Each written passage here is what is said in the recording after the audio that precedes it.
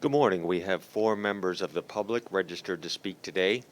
As a reminder, we ask that all public speakers adhere to the MTA's rules of conduct and decorum. I would also like to remind our public speakers that, in the interest of time and fairness to all speakers, we limit everyone to 2 minutes. Please be aware of the clock in the front of the room and the warning light you will see reminding you that you have 30 seconds left to conclude your remarks.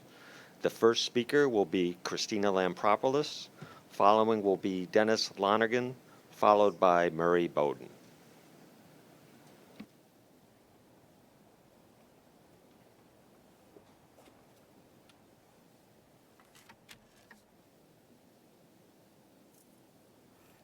Just begin. Morning. Since I became union president for B&T sergeants and lieutenants in 2016, we've been working on a contract. It's expired since 2012. A main item on the table is the deployment of our members to reduce overtime obligations. We have not come to an agreement. TBTA is reducing headcount through attrition. In February's meeting, Danny advised that he's saved $70 million in the last 3 years by scheduling changes and deployment of employees reduced through attrition. They are illegally deploying our members to accomplish these efficiencies. What's unbelievable is that we've been willing to settle the contract and give the right to legally deploy our members so we can get up to date on our salary. Years have passed, making up to date impossible. We are still willing. Settling would also eliminate the exorbitant legal fees they spend to fight us in the courts while they continue their illegal practices. They keep hiring outside counsel to represent them in deployment cases that we keep winning. On December 29th, Governor Hochul recognized our plight and granted us binding arbitration, providing us some relief in this bargaining disaster. I've asked Danny if we could agree to accept the fact finder recommendation to settle in exchange for deployments, but I was told unofficially on Friday that TBTA intends to reject my requests. That will force us to proceed to another arbitrator to get a binding contract award. It will likely be the same or better, but will keep us stuck in 2011 wages for however long it takes. Danny brings our member here and gives them awards for their heroism. Proud of their productivity in summonses, vehicle stops for unpaid tolls, and our integral roles in the success of the New York City Marathon. Our members step up to do an amazing job, despite their poor working conditions. What they really need is Danny and the MTA to step up for them and accept the recommendation of the first arbitrator to hear our case. We are willing to accept. Please do what's right. Give us a contract. It'll get us out of 2011 wages.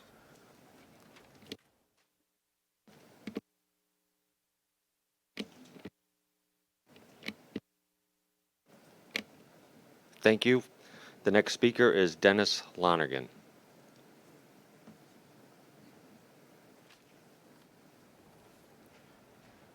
Good morning. My name is Dennis Lonergan. I am the Vice President of the TBTA Superior Officers Benevolent Association. I represent the 118 sergeants and lieutenants that work for the Triborough Bridge and Tunnel Authority. I was hired in March of 2000, and I was promoted to sergeant in June of 2002. I've worked for this authority for 22 years, and the last time I received the contractual raise was March of 2011. Me and almost all the members I represent are in the same situation. We haven't had a contractual raise in more than half our career. These members are unhappy, and many are disgruntled. But that's what happens when you don't get a raise in 11 years. The morale is low. It's an understatement. It couldn't get any lower. As essential workers, we worked through the COVID pandemic. We have worked through the authority's transition to open road tolling. We are currently working through the Kronos outage, tasked with making sure everyone gets paid. This is in addition to our regular law enforcement duties. I am constantly asked by members, when will we get a new contract? And it's so hard to explain to these members that the authority's demands are and continue to be so far outside the realm of reason that we can never accept. In 2020, with no alternative, as a union, we requested PERB assign a fact finder in the hopes that an impartial arbitrator would inform the authority their demands were unreasonable. On Wednesday, April 13th, the fact finder issued his recommendation. In his report, he consistently agreed with the union position and rejected the authority's position as unreasonable. as we have contended all along. In the past, when this union received the fact finder's report, the board recommended that the parties voluntarily agree to the terms of the fact finder recommended. We ask that this board make the same recommendation, so we can come to a voluntary agreement without going through the lengthy and expensive binding arbitration process recently granted to us by the governor, just to get the same report that the fact finder already recommended. We absolutely do not want to prolong this pain that Please has been conclude your inflicted on our remarks. members, your employees, any longer. Thank you.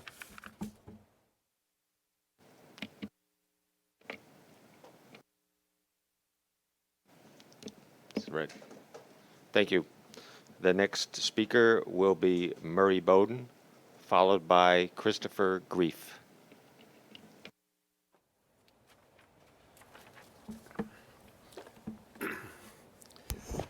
Jamie, at the last meeting, I spoke, and you can look at the minutes, about the road lines on the Henry Hudson Bridge.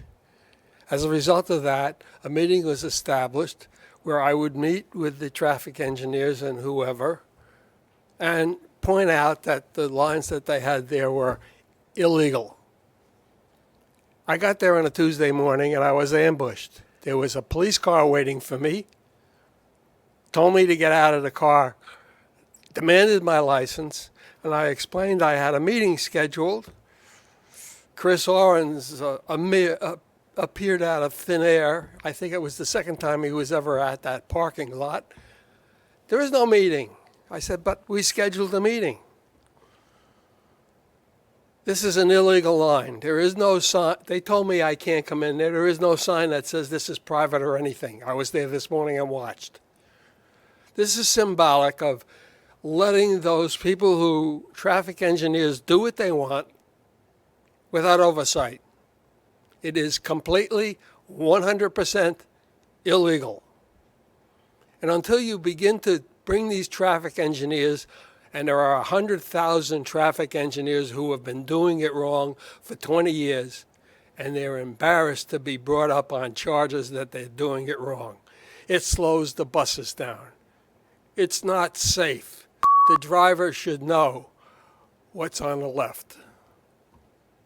I'll take an extra 2 seconds to tell you the tension that this caused set off a virus in my lost the sight of my left eye for the last 3 weeks. I finally found a doctor who is treating me for the viral infection and the ulcer that developed on my eye. It happened once before. It came from the stress of trying to do something right. So if I make a mistake, I apologize. Thank you. The next speaker will be Christopher Greif. Good morning. I'm Christopher D. Greif. Since you already call me Grief, it's Greif, Greif. I'm reminding the bridge and tunnels that as you have walkways on those bridges, we need to make sure those walkways are more smoothly and ADA accessibility. My fellow disability communities are very upset because they cannot enjoy a beautiful weather because you can feel the jumps, and at the same time, the proper lightings are not been fixed.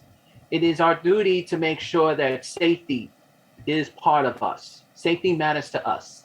We ask through that lighting, especially cameras, are also on the bridge because it will make it easy so we don't see people doing anything inappropriate or illegal.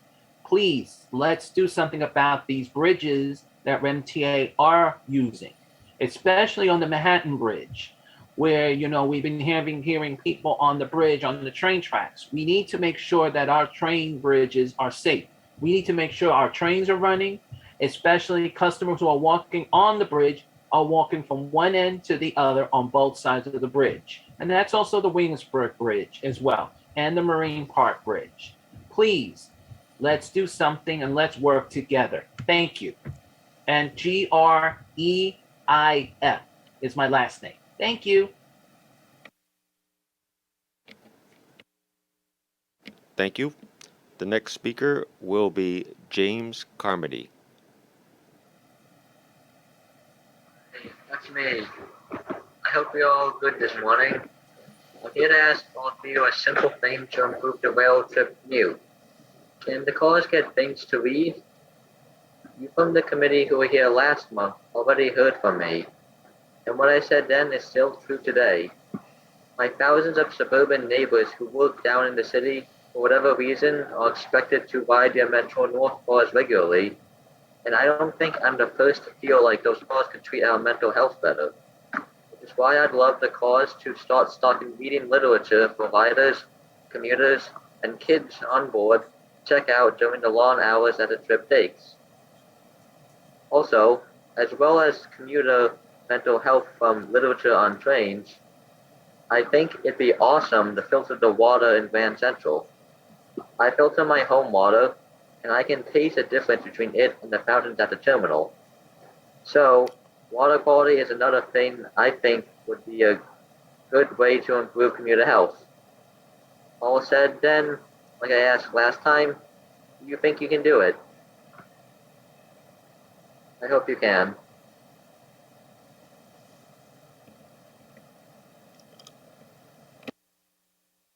Thank you. The next speaker will be Charlton D'Souza.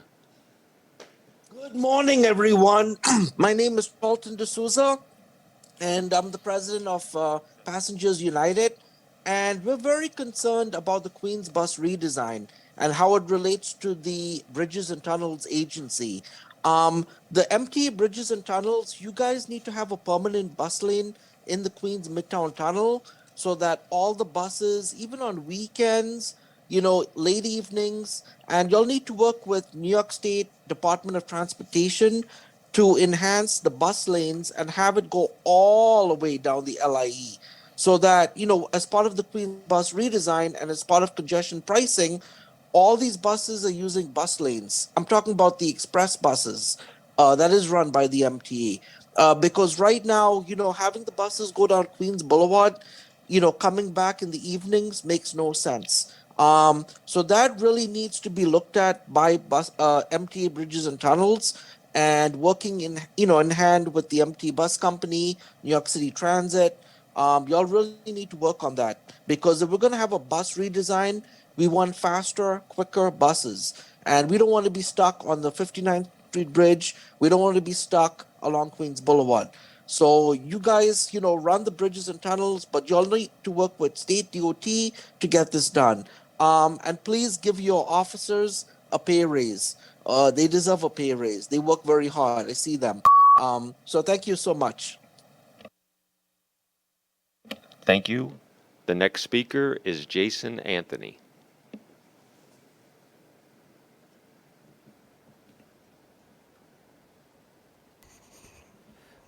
Good morning, Jason Anthony from Amazon Labor Union, who was the first independent worker-led union in the entire United States. I want to do some fact-checking first. We need more HOV lanes and all bridges. That includes for buses. But first, I want to correct the head of Passengers United. He should remember that the Queens Midtown Tunnel is operated and owned by the MTA. So therefore, we don't need intervention of state DOT because the Queens Midtown Tunnel is owned and operated by the Metropolitan Transportation Authority. So the MTA should have a bus-only lane, and not only for the Queens Midtown Tunnel, for the Hugh H. in other words, for the Battery Tunnel, for the forgotten borough like Staten Island that I often go to because I work in Staten Island. For those who take the SIM buses and oftentimes get stuck in traffic in peak hours of the afternoon or even during the middays. So, Danny, let's do something positive. Let's break the norm like my union president Chris Moss always do. Let's break the norm once and for all. And I'll see you guys in transit at around 10:15. Thank you, Commissioner. That concludes the public comment. Thank you. The March Bridges and Tunnels Committee meeting minutes are to be approved next month. President DiCrescenzo, are there any changes to the Bridges and Tunnels Committee work plan? There are no changes to the work plan. I think do we have a question? I can't tell. I don't see. Commissioner Testatori has his hand up? Yes. Can you hear me? Yes, we hear you. So I just wanted to comment on two of the public speakers that started us today. The leadership from SOBA, both Christina and Dennis, are very accurate in what they're reporting. Dennis, I'm sorry, Danny, you and I have spoken about this. I shared this with Chairman Mack at the time. 2011 wages are unacceptable. This union needs to be brought up to speed, just like every other union in the MTA. There's two unions that are going to settle agreements most likely on Wednesday in an executive session. There's been numerous measures and delays in this process. The fact finder report had come through. This committee, this board, the MTA needs to follow what the first arbitrator had said in their suggestions. 2011 wages is absolutely unacceptable, especially for a group that supervises all of the officers in bridges and tunnels. We can't just keep kicking this can down the road. They deserve a raise. I'm so glad that they came forward today and finally said it at a meeting publicly. I'm just disappointed that I'm not there in person to support them. So can we please get to who we need to get to through our labor relations group to get this thing done? 2011 wages. I mean, there's not many unions left. The money is there. It's sitting there waiting for them. Please get them up to speed. Thanks. Thank you, Commissioner. Okay. Any other questions? I don't see any question. Any questions? I don't think we have enough. We're going to do it next month. Next month, we're going to approve the minutes. That's the reason. So before I get into my president remarks, can I just make one Sure, comment, of if course. I may? So, based on the two first speakers, Christina and Dennis, and just to echo a little bit what Vinny was saying, the sergeant lieutenants and all the employees at MTA Bridges Tunnels do a great job. They're out there every day. Everything that Dennis mentioned, I agree 110% as far as working through COVID and day in and day out doing their job. As far as the labor negotiations, I believe this isn't the correct forum to go through the labor negotiations, but I know that HQ and labor relations has the fact finding, and they'll go from there. So thank you. Okay, so if no other questions, I'll start off with my remarks. So just good morning and welcome to the April 2022 MTA Bridges and Tunnels Committee meeting. First, I'd like to thank Commissioner Barbas for chairing today's meeting. Thank you. To get into the operation part of it, B&T's 2021 year-end operating results report is included in this month's board materials as an informational item starting on page 48. Staff is available if anyone has any questions on that informational item. Again, operationally, with seasonal changes to travel on the horizon, traditionally kicking off around Mother's Day as we move from spring into summer, we continue to see traffic trending close to pre-pandemic levels. Our field personnel will continue to closely monitor any trends and patterns, and we'll look, through May, through the summer months, and make adjustments as needed. We have a short presentation. I think, Joyce, if you have the clicker. So we have an anniversary coming up. On Friday, April 29th, marks the 83 years of the opening of the Bronx Whitestone Bridge. This graceful suspension span connecting the Bronx and Queens over the East River was constructed in just 23 months, welcoming motorists the day before the start of the 1939 World's Fair in Flushing Meadows Park. The toll was 25 cents. Thanks to our C&D partners for maintaining our bridge in a state of good repair over the decades. I wish I looked as good as 83 as the bridge looks, making significant improvements, including the addition of an aerodynamic wind fairings, a lighter weight steel roadway deck, and reconstructed approaches. Got it, Joyce? All right, good. Very good, thank you. Continuing from April into May, this coming Sunday, May 1st, is the 5-borough bike tour at the Verrazano Narrows Bridge, a city-permitted event. This will be the first full-capacity event returning to one of our facilities since the lockdown, with the Verrazano Bridge being the tail leg of the event, with more than 30,000 participants expected. Our operations and maintenance teams are busy prepping the lower-level roadway, which is labor-intensive effort, and our employees will be out there in force to welcome cyclists and ensure safety and security for event day. Last piece of operational news, I'm pleased to report we are officially on Falcon Watch. If you remember last year, we had those great pictures of the falcons, the mom falcon watching the babies, and as our special bridge tenants are once again inhabiting the nests secured by our maintenance crews atop several of our towers, it's an honor to play host to those endangered birds, as we are hopeful that we'll soon have new additions to the TBTA family if all goes well, and I'm sure I'll be reporting some nice pictures in the weeks and months to come. Finally, I would like to recognize and thank 2 employees who are leaving us at the end of this month. Brian Walsh, Acting Vice President, Chief Procurement Officer, and Julia Christ, General Counsel and Corporate Secretary of TBTA and MTA, both of whom will be retiring on May 1st. In Brian's 25 years of service, he has worked through 6 capital programs to ensure that the B&T procurement continually met or exceeded its capital commitment goals. To highlight just a few examples of his achievements, Brian was a key player for B&T through Superstorm Sandy, recovery, restoration, and resiliency, led procurement efforts during the accelerated implementation of open road tolling, and helped implement design build and other alternative procurement methods of project delivery. He is a reliable power hitter who will be missed. Brian, congratulations and all the best to you and your family, and a happy retirement.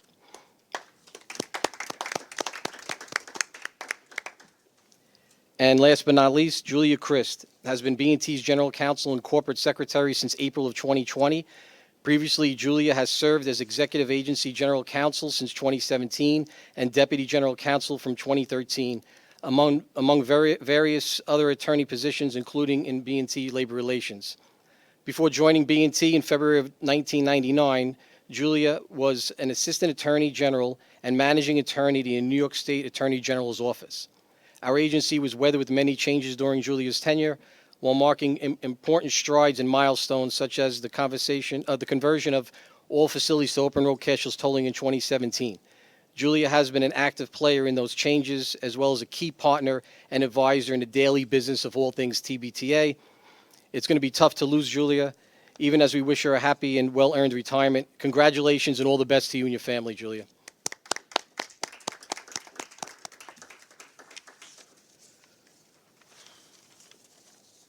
And with that, that concludes my opening remarks. If there are no questions, I will turn it over to Chief Hildebrand. Chief? Good morning, everyone. Thank you, Dan. The report on operations in this month's committee materials begins on page 13.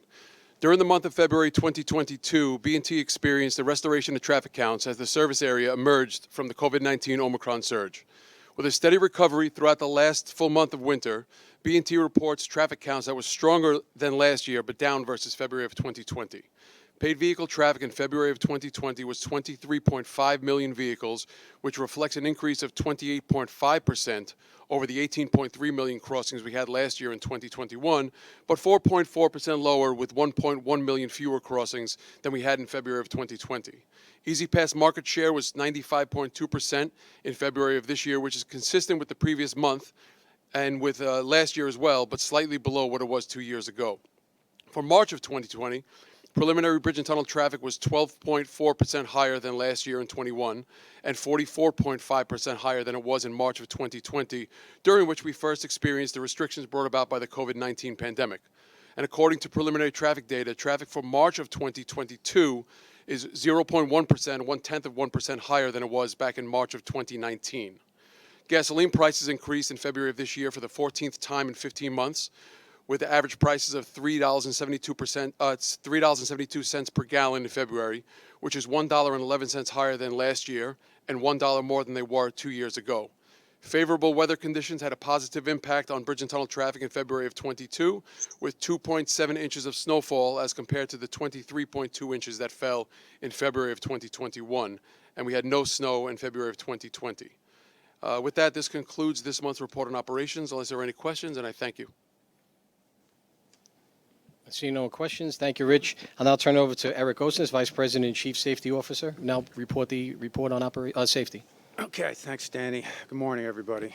February 22 report, which begins on page 29, continues to show performance metrics to be generally positive.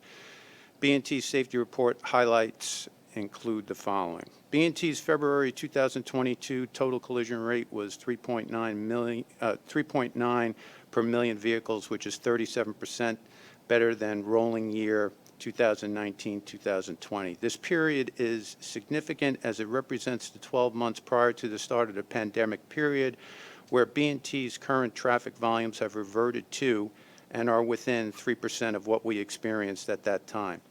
We believe that the reduced collision rate is directly related to engineering controls and continued efforts to educate our customers in conjunction with law enforcement strategies. In comparison to rolling year 2021, collision rates are about the same as last year. The collisions with injury rate was 0.66 per million vehicles, 27% better than 2020, with a slight uptick from last year. Employee safety metrics over the 12-month period are as follows.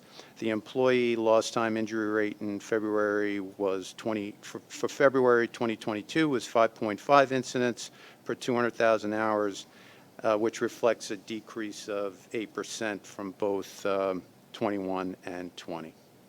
So that's the safety report if you have any questions. Any questions? Okay, there are no procurements this month, and if there are no further questions, this concludes the B&T report. Okay, may I have a motion to adjourn? Second? Second. Vote to adjourn? Yeah. Thank you.